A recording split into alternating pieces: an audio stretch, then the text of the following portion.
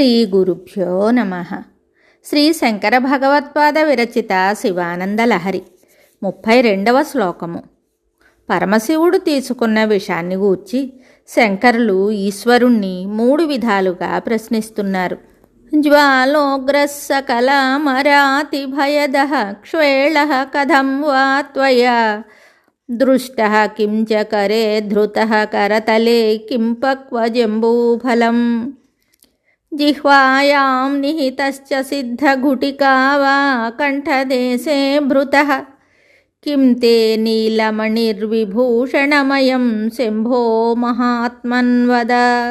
ఈ శ్లోకమునకు భావము: మహాత్మా శివ, తీవ్ర జ్వాలలు క్రమ్ముతూ సకల దేవతలకును మిక్కిలి భయమును పుట్టించే ఆ కాలకూట విషాన్ని కన్నులతో నువ్వు ఎలా చూశావు?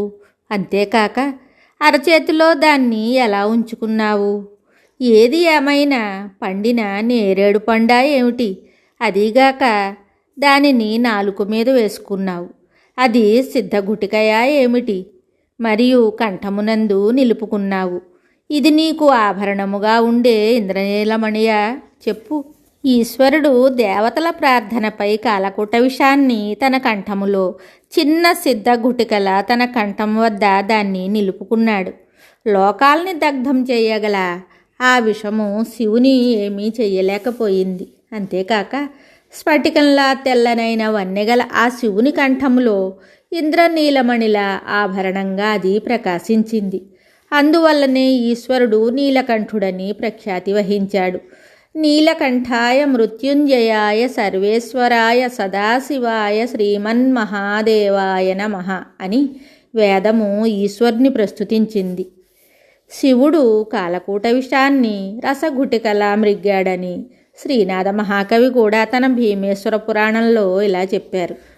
కటుకమగు విషము విషధర కటకంబగు కేలబూని కౌతూహలియై గుటికా సంసిద్ధుడు రసఘుటికయునుంబోలె శివుడు గుటుకున మృంగెన్. ఈశ్వరుడు తీవ్రమైన విషాన్ని సర్పమును కడియంగా ధరించిన తన చేతితో పట్టుకుని ఘుటికాయోగంలో నేర్పరి అయిన సిద్ధుడు రసగుళికను మృంగినట్లుగా ఆ విషాన్ని గుటుక్కున మృంగాడు. విషాన్ని నేరేడు పండుతో పోల్చటం అన్న పోలికను కూడా శంకరుల నుండియే ఇతర కవులు గ్రహించారు. హాలాహలంబను అల్లో నేరేడు పండు మిసిమింతుడునుగాక మృంగినాడు. ఈశ్వరుడు విషాన్ని మృంగడం మహాసాహస కృత్యము. అసలు ఆ విషం దగ్గర ఎదురుగా నిలవడమే కష్టం.